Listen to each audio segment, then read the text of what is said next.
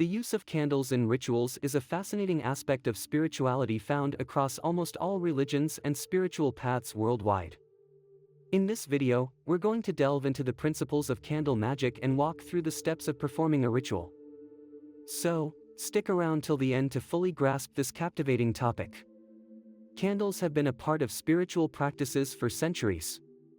Ancient pagans used them to honor their gods and ancestors, and later, Christians adopted candles as symbols of the divine light of God. Catholics, in particular, gave deep symbolic meanings to candles. The wax represents the body of Christ, the wick symbolizes his soul, and the flame signifies his divinity. In Buddhism, the candle's light symbolizes the enlightenment of Buddhist teachings. From ancient times, Buddhists have placed candles on altars as a sign of respect. Even today, rituals involving candles persist, some widely known and others unique to local communities. One of the most familiar rituals involving candles is the birthday tradition, making a wish and blowing out candles on a birthday cake. This practice is the first experience of candle magic for many people. The act might seem the same, but the principles can be different. As children, we made wishes, hoping they would come true. For those who study the principles of magic, the process involves making a conscious statement of intent. Beyond spell work, individuals work towards their goals to make their intentions a reality. The birthday cake tradition traces back to ancient Greece, where candles were used in worship of the goddess Artemis. She was a moon goddess, and the candles symbolized her association with the moon. They baked a round cake and adorned it with candles, making silent wishes and believing if the candles were blown out in one breath the wish would come true. Another common form of candle magic is lighting a candle while praying in a church, symbolizing the communication of one's intent with the divine, but you can't call it that way. What is candle magic? Candle magic is one of the simplest and oldest forms of natural magic. Unlike ceremonial magic, it doesn't require a lot of materials or tools. All you need is a candle, matches, and a strong intention to perform candle magic anywhere. This simplicity makes it a popular starting point for beginners on their magical journey. Performing a candle magic ritual is straightforward. It helps you strengthen your ability to focus and direct energy toward your intention. Learning to focus, visualize, and concentrate is essential in all forms of magic. The power of thought is fundamental in magic, from the simplest to the most advanced forms. With any magical practice, we aim to send a particular thought to the spiritual plane, manifesting it back into the physical world. The candle is the perfect tool for this process. Our intention, symbolized by the flame, is sent to the spiritual plane. As the candle melts and disappears, it leaves the material world, joining the ethereal realm with our message of intent. This process makes candles an ideal tool for visualizing the manifestation process, especially for beginners. Candle magic can be used for various purposes, such as protection, manifestation, habit changes, and personal development. Elemental balance. When thinking of candle magic, the flame naturally comes to mind. It represents the element of fire, associated with transformation, and brings change. However, candle magic harnesses the power of all 5 elements, making it incredibly effective.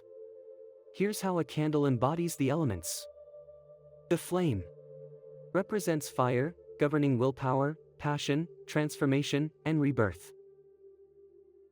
The wax symbolizes water, with its ability to transmute from solid to liquid and finally to gas as it melts. Water governs emotions and represents daring. Oxygen, essential for lighting the candle and keeping the flame alive, symbolizes air. It represents the act of transferring, clarifying, and communicating our intentions to the spiritual plane, often visible in the smoke and scent of the burning wax. The base and wick represent the element of earth, providing stability and reinforcing our work, reminding us of the necessity of silence. Charging the candle represents the spirit, symbolizing the will of the universe. In spell work, it's associated with the power of being. Preparation. When starting, keep it simple. You need a basic set of items like a candle, a piece of paper, a pen or pencil, and, most importantly, your intention. The most valuable element is you, with your clear intention. As you develop your skills, you can incorporate more elements like herbs, essential oils, and crystals to enhance your spell's effectiveness. What you'll need: a candle in a color corresponding to your goal, a candle holder, your clear intention written on a sheet of paper, oil to dress your candle, herbs related to your goal, a sigil, a small knife if you wish to engrave your candle. Choosing the right time. Check a lunar calendar to find the best moon phase for your spell. Advanced practitioners may also consider the planetary day and hour. Generally, if you want to attract or manifest something, perform your ritual during the new moon or waxing moon. If you want to banish something, perform your ritual during the full moon or waning moon. Choosing a candle. Always use a brand new candle. According to some magical traditions, once a candle starts to burn, it picks up vibrations from its surroundings. Therefore, candles previously used for other purposes, such as on a dinner table, might be ineffective or reduce the magical outcome. The candle size isn't crucial, but large candles can be problematic if the ritual requires it to burn all the way down. Short taper or chime candles are commonly used for one-spell rituals, while longer rituals require votive or larger taper candles. Pillar candles and jar candles are great for multi-day rituals. Tea lights also work, but it is hard to dress. Candles can be made from any material. Beeswax candles are more potent due to their natural material but are not necessary. Many experienced practitioners prefer crafting their candles for specific purposes, believing it captures their energy and makes them more effective. Candle colors. Candle magic existed long before the creation of colored candles. Generally, white candles can be used for any purpose, as white contains all colors.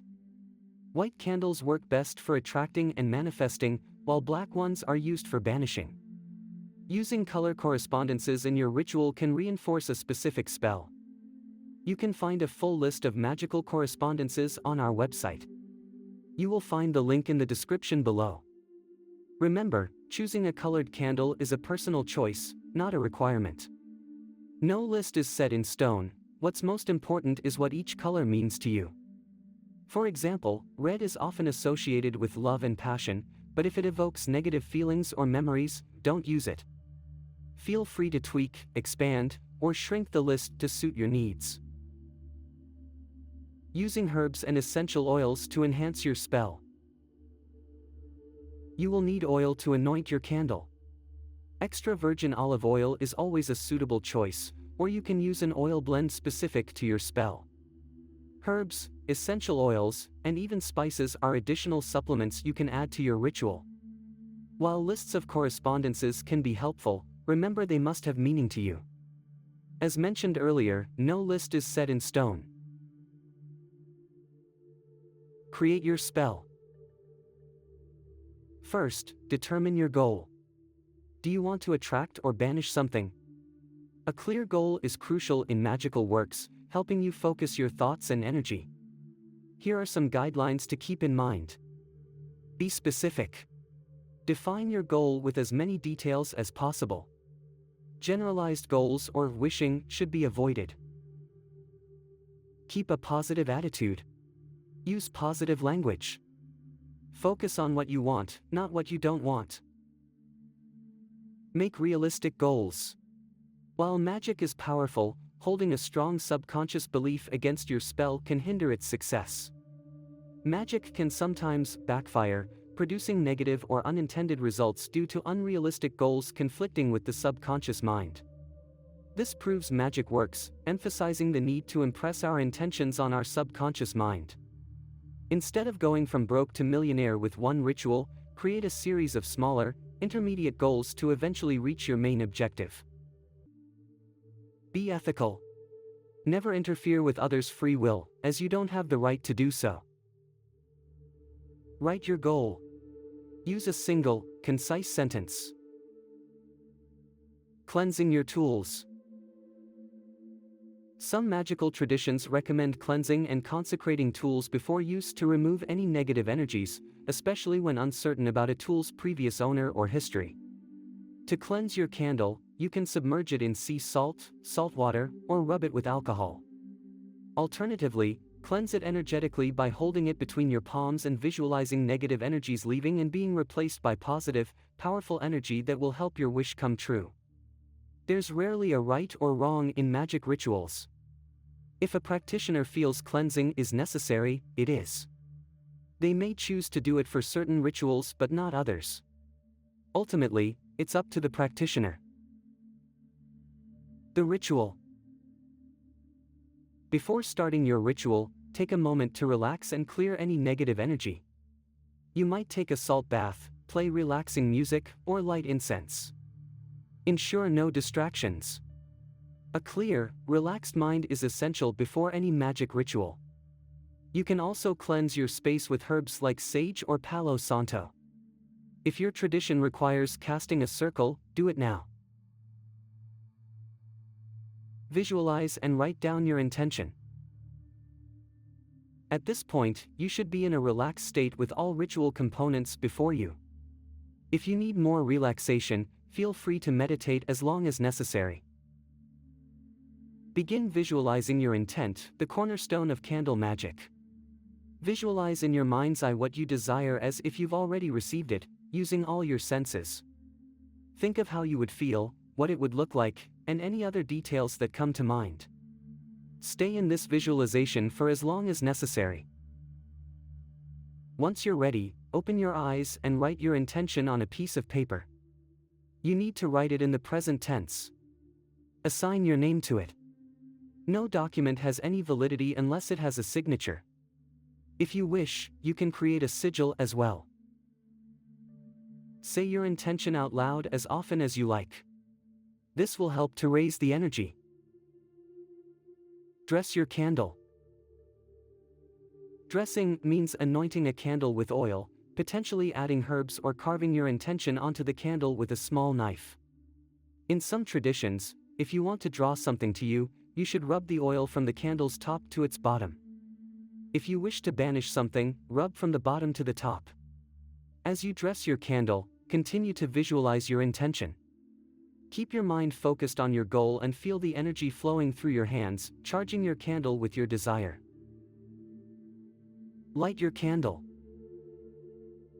During the procedure of dressing the candle, you should be strongly visualizing your goal as if it has already been manifested. You can chant your spell, or another relevant incantation, to help raise the energy. Keep the attitude of gratitude for that which you have already accomplished. Do it as long as you need, and when you feel that you have raised enough power, push that visualization into the candle. See, with your imagination, all your visualization going into the candle. Concentrate on it, light your candle, and chant or recite your intention once more. Imagine the flame expanding and bringing your goal into the universe. Keep your visualization as long as possible. Fold the paper with your intention into 4 equal parts and place it underneath the candle or the candle holder. Let the candle burn out completely. Let the candle burn out completely, avoiding blowing it out.